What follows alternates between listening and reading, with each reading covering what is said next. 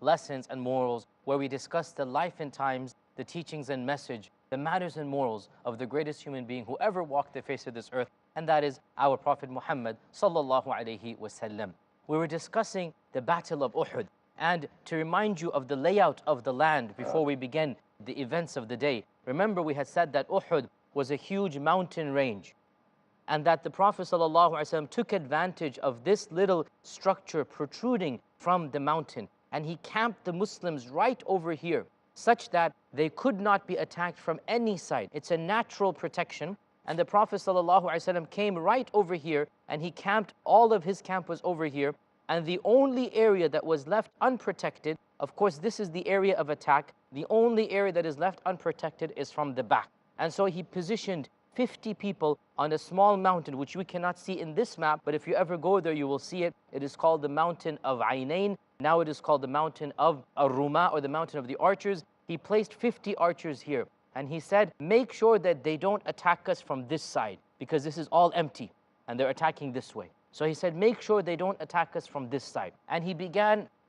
lining up all of the Muslims in ranks, like he had done in the Battle of Badr. And he made sure that every single person was in his proper place. So much so that if somebody was in an inappropriate place, he would take him and place him in another locality. And also, he checked their strengths and their weaknesses. And he discovered quite a few youngsters that had managed to sneak into the army. Why did they sneak into the army? Because they wanted to help the Muslims. You see, when the elders that were hypocrites, like Abdullah ibn Ubay ibn Salul, when they are turning their backs and fleeing away, you have young, brave men, hearts filled of iman and taqwa. People such as Abdullah, the son of Umar ibn al-Khattab, Zayd, the son of Thabit, Usama, the son of Zayd. You have Abu Sa'id al-Khudri. All of these men, at this time, they weren't men, they were teenagers, between the ages of 11, 12, 13, 14. And the Prophet ﷺ had put an age limit of 15 and above. You could not participate if you were below 15.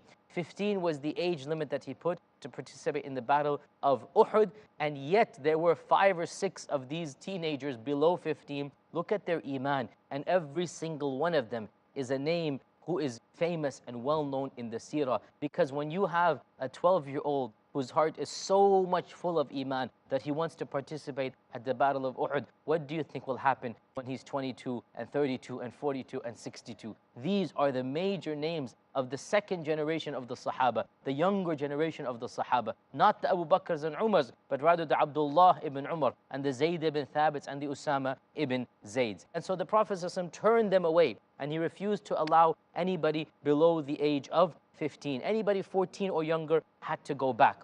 But one of them, Rafi' ibn Khadij, he said, O Messenger of Allah, I am 14, but I can shoot an arrow better than the best of anybody amongst you.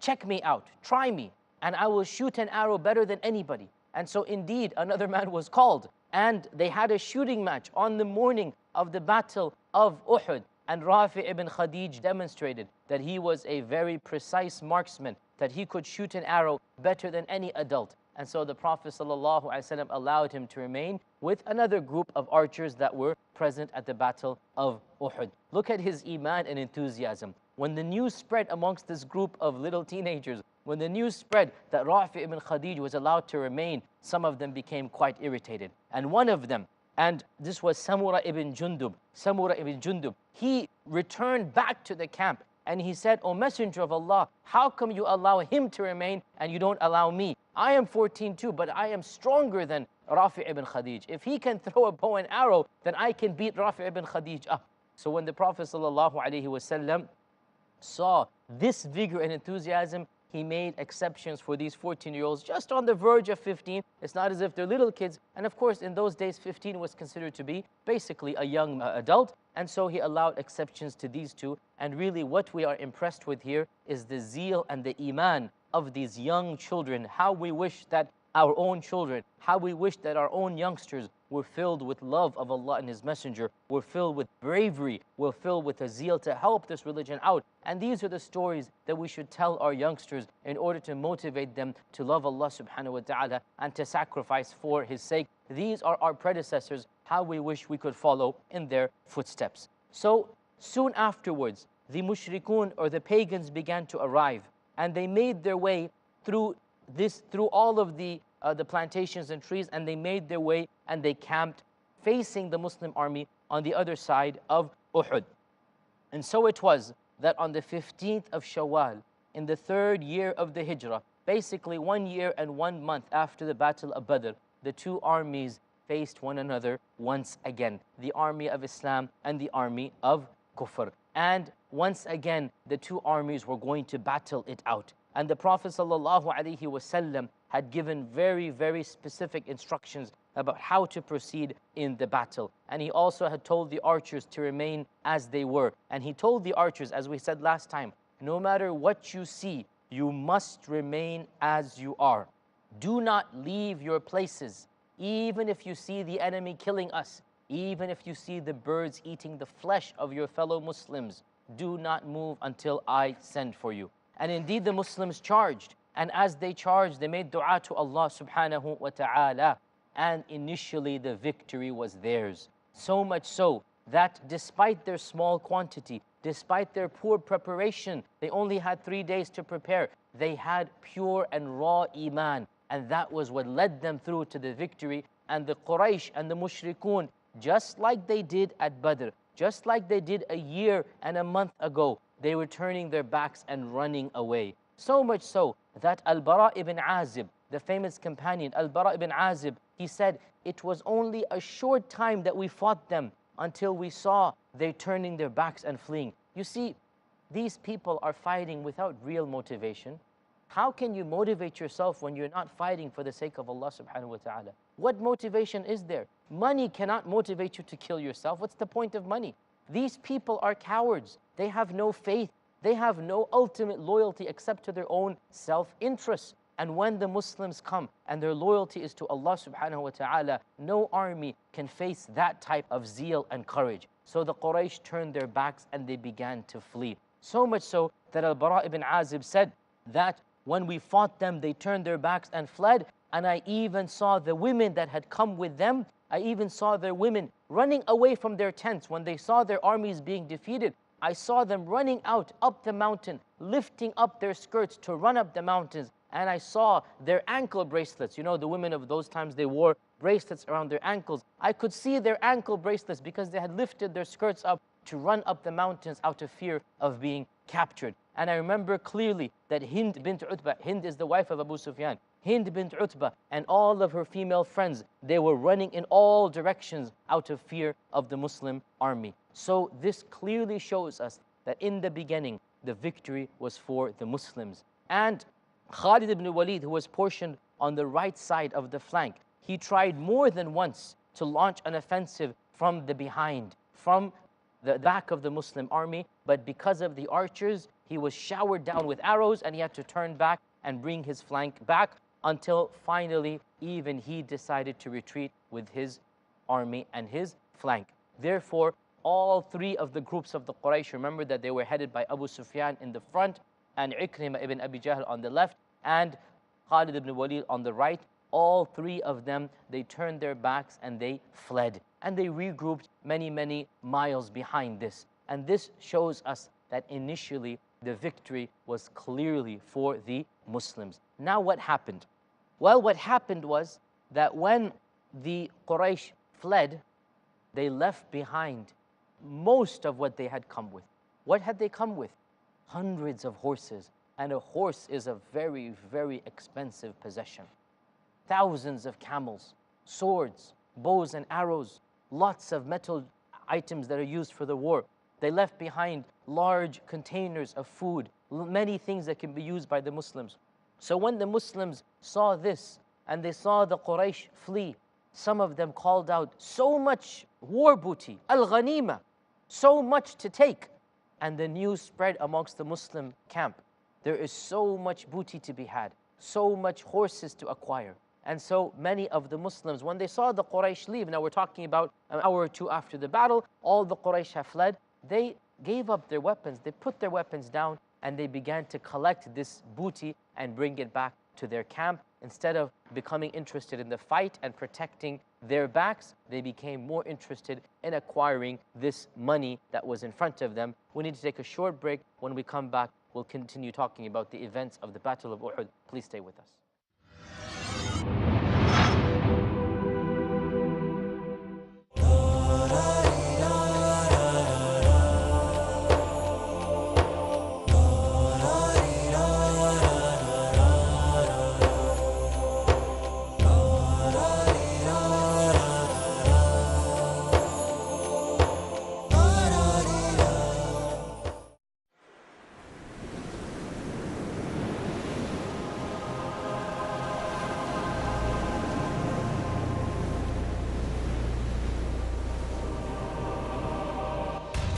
The more you hear about it, the more you desire to prepare for it.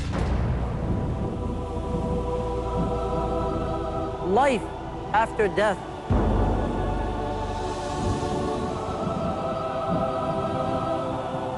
Journey of the soul.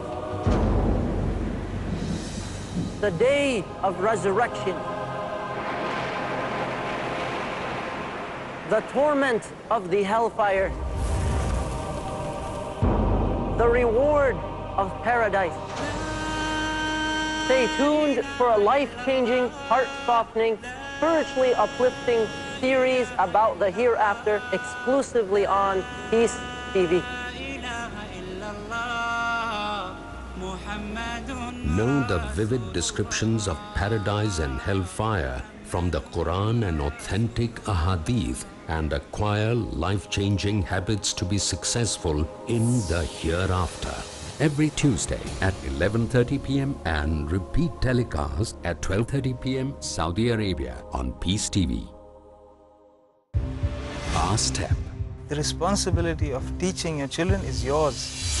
Our concern. And help them to change their lives. Our approach. Muslims can get seduced by the non-Muslim world. The best gift a mother can give to the baby is the breast milk. Remedy for different issues. And I'm your host, Uthman Barry. We'd like to welcome you to the program Raising Children. Get ready to know the real and valid solutions to your problems in raising children. Next on Peace TV.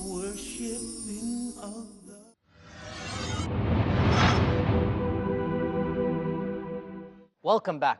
We were talking about the Battle of Uhud, and we had mentioned that the initial offensive that the Muslims launched against the Quraysh was a complete. Of those who also retreated was Khalid ibn al-Walid. But Khalid ibn al-Walid retreated only to a safe distance. And he continued to monitor from afar what exactly is happening. And he noticed that the Muslims were acting as if the battle was over, and that they had abandoned their formulated lines and ranks. You see, instead of coming together like an army, it is as if the Muslims thought this is another repeat of Badr, and that just like everybody fled and that's it, this too now is the end of the situation. So they had let go of their guard. Some of them were unarmed, and they began to become busy with compiling the war booty, with going around here and there to the tents that had been left by the Quraysh, to the ghanima, to the horses, to all of the weaponry, and they began getting them together. People were now interested in the booty, and the entire structure of the Muslim army was now completely collapsed. And so Khalid ibn al-Walid saw what was happening. And you know, Khalid ibn al-Walid was the greatest military commander of the Arabs. And that was why he managed to do what he had done in the Battle of Uhud. And when he became a Muslim and Allah subhanahu wa ta'ala guided him to Islam, he became the greatest general the Muslims had ever seen. This is Khalid ibn al-Walid. And Khalid ibn al-Walid saw what is happening, and he then immediately regrouped together a small group of people, probably from all three flanks. Because remember, when they're fleeing, this is 3,000 strong. It's not as if they're all disappeared now. You have groups of people here and there. So he gathers together as many men as he can. And as he is seeing this and he tries to launch an offensive now, even the biggest gift is given to him. He sees that those archers at the top of the mountain that were there, he sees their number dwindle, and he sees them coming down the mountain. Now, let us stop here and go quickly over to the mountain. What is happening? How can these people leave the mountain? You see, when the army fled, and the Muslims began compiling and gathering together all of this money, the archers, many of whom were new, did not know the legal rulings pertaining to war booty, the archers felt left out. And the archers felt, why can't we get a share of this money? They saw one person taking a horse, another one taking a sword, another one taking a large shield. And remember, these are people, they don't have lots of money, they don't have lots of cash flowing in. They have been stripped of much of their money from the Quraysh, and they're living very difficult lives. So they see people walking away with lots of booty, and had they been patient, all of this booty actually goes to one pile and is distributed evenly to all of the people, as we already mentioned in the Battle of Badr. If they had been patient, they would have all gotten an equal share of this amount. But it was just the greed of money. And this is something Allah subhanahu wa ta'ala says himself in the Quran, that you loved what you saw of this world. So when these archers saw this, they said, let us go collect some as well. How come they can get it and not us?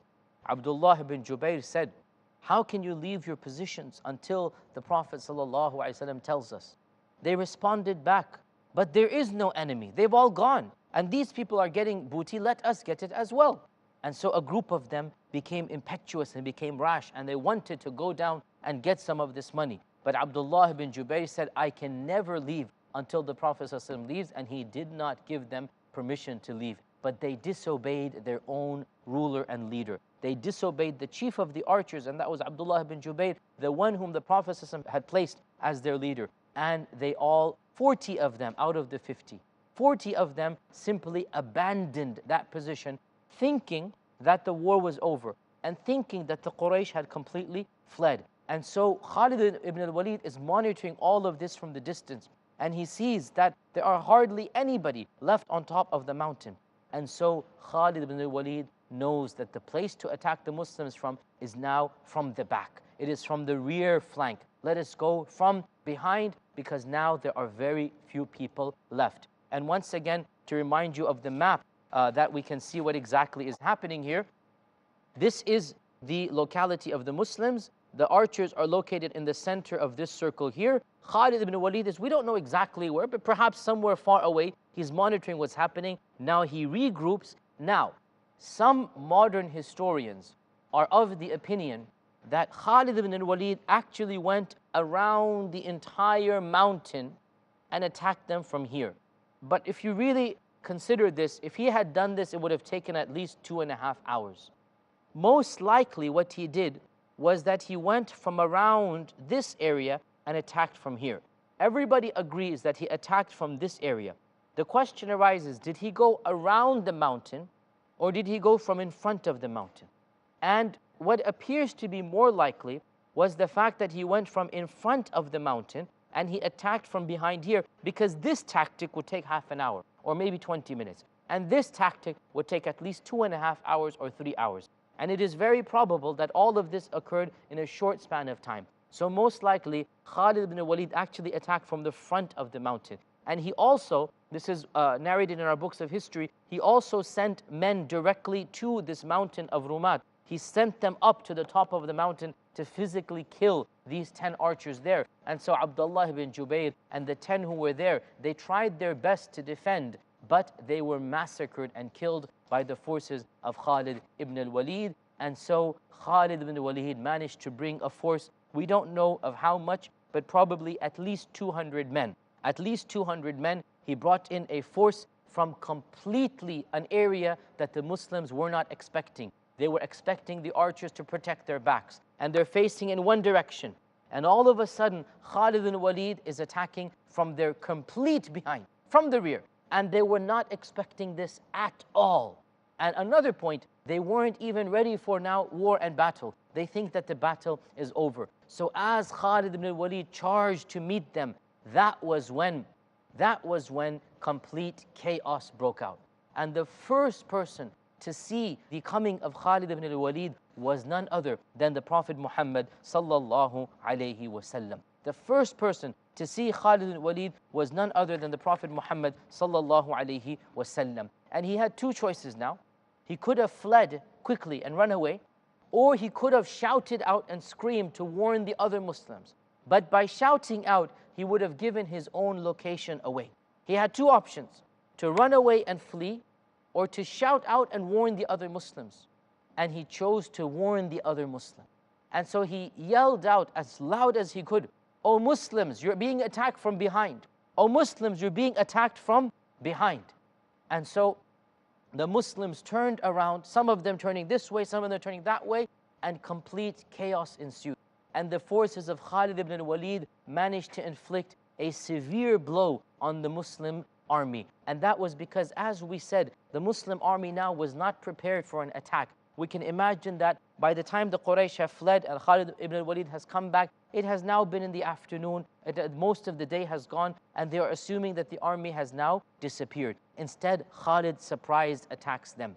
And as the cavalry of Khalid ibn al-Walid is coming closer, the Prophet ﷺ had no choice but to himself flee on a path and a road that many of the Sahaba did not see him take. He, along with those who happened to be around him, whoever was around him at the time, and whoever was around him did not include Abu Bakr or Umar or Uthman or Ali. None of these major companions were with the Prophet ﷺ at that particular point in time. There were other companions there, such as Talha ibn Ubaidillah and a few others. They were those who were with the Prophet ﷺ. This was the single most dangerous moment for the Prophet Muhammad ﷺ. And in fact, in this fleeing and in this going away, he was injured quite severely. One report, it says a spear that was launched by the forces of Khalid ibn al-Walid, it actually entered into his armor, because the armors of old, they were made by circular strands, and every strand has a little bit of space in the middle. It's like two links. You can imagine two links like this, and there's lots and lots of strands. And so if the pin or the head of the arrow goes through this, there's still the possibility of some damage. And that is exactly what happened, that one of these arrows or one of these spears or javelins, it went into the hole of the armor and it hit the Prophet ﷺ right on his cheek. And it in fact went through his cheeks and it dislodged one of his premolars. One of his tooth actually fell out and the blood was pouring from his face, sallallahu alayhi wasallam. And him, along with a core group of companions, they were forced to make their way up into the mountains, and they found a small little area there which was not even a cave. It was not even fully protected. It was simply an area that had a hiding space behind it. It's not a full cave, it's just a little protrusion of a rock, and you can simply hide behind it and then hope that nobody sees you. And so the Prophet ﷺ, along with a few of the people that were with him, they hid behind this cave. And can you imagine the scene? And can you imagine the chaos that ensued? And in this chaos, even a more severe thing happened that really made the Muslims extremely worried and depressed. And that was a rumor was spread that the Prophet ﷺ had been killed. A rumor was spread that the Prophet ﷺ had been killed. How was this rumor spread? Because one of the mushrikeen, one of the pagans, he managed to kill Mus'ab ibn Umair. And Mus'ab ibn Umair was a young man whose skin color resembled that of the Prophet ﷺ. And he was wearing full body armor and his face was covered. So when this pagan killed Mus'ab ibn Umair, and he saw Mus'ab ibn Umair fall, and he saw the eyes and the color of his skin, he assumed that Mus'ab ibn Umair was the Prophet ﷺ. So he shouted out, "Qataltu Muhammadan, I have killed Muhammad ﷺ." And of course he was mistaken, he was wrong. But he shouted out, and this news spread in the ranks of the Muslims, and it spread in the ranks of the Quraysh. And of course it had a profound impact on both the Muslims and the Quraysh. As for the Muslims, it completely demoralized them. As for the Muslims, it completely removed the wind from their sails. And as for the Quraysh, it gave them a sense of complacency. And look at the working and the mysteries of the ways of Allah. It was that rumor that was one of the primary reasons why Khalid ibn al-Walid and others eventually retreated. They thought that the Prophet ﷺ was dead. And so if they wanted to, they could have decimated and massacred every single last Muslim. But this was a false rumor, it was an incorrect rumor, And in that incorrect rumor, the lives of many Muslims were spared. In that eventually, after a little while, the forces of Khalid ibn Walid, they killed who they could, they injured who they could, and as the Muslims hid, and as the other Muslims fought the forces of Khalid, because they were not full, remember, this was only a portion of the army. The forces of Khalid eventually retreated and left, and this was all from the divine wisdom and plan of Allah subhanahu wa ta'ala. Many are the lessons that we're going to learn in the Battle of Uhud. Many of the incidents occurred that are worthy of our attention and discussion. And insha'Allah ta'ala, as we continue our series of lectures about the Battle of Uhud, we will mention more of these incidents and more of these wisdoms and lessons and morals and the response of the Prophet sallallahu alaihi wasallam and the verses that were revealed concerning the Battle of Uhud. This brings us to the conclusion of today's episode. Insha'Allah ta'ala, I hope to see you next time. Until then, assalamu alaikum wa rahmatullahi wa barakatuh. Allahumma salli ala Muhammad ya Rabbal Alameen. Allahumma salli ala Muhammad sallallahu alayhi wa sallam. Rain pouring down upon my garden, rhythm for the wind that sings his song. I close my and I'm drumming along. Rhythm of rain, were you once a river? Where truth is hidden, misleading quotations create confusion. Where truth is hidden, lack of knowledge and wisdom cause upheaval and commotion. Where truth is hidden, manipulated scriptures and twisted facts emerge. This very hidden truth creates false propaganda, mayhem, chaos, disorder, and turmoil in our lives and the world order. But is there anyone with courage and wisdom? What is the truth, and who has the courage to expose it?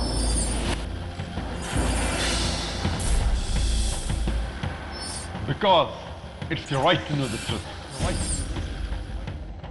Watch Truth Prevail and Lies Perish in Truth Exposed by Dr. Zakir Naik every Saturday to Thursday at 9 p.m. and repeat telecast at 7:30 a.m. Saudi Arabia on Peace TV.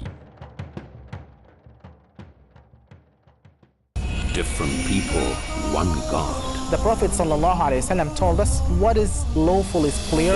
Many beliefs united in humanity, various prejudices, justice universal. And what is unlawful is clear. Let's overcome our shortcomings to attain peace. The Prophet ﷺ left everything well explained and manifest for all of us. Dr. Muhammad Saeed. Welcome to the Prophet TV.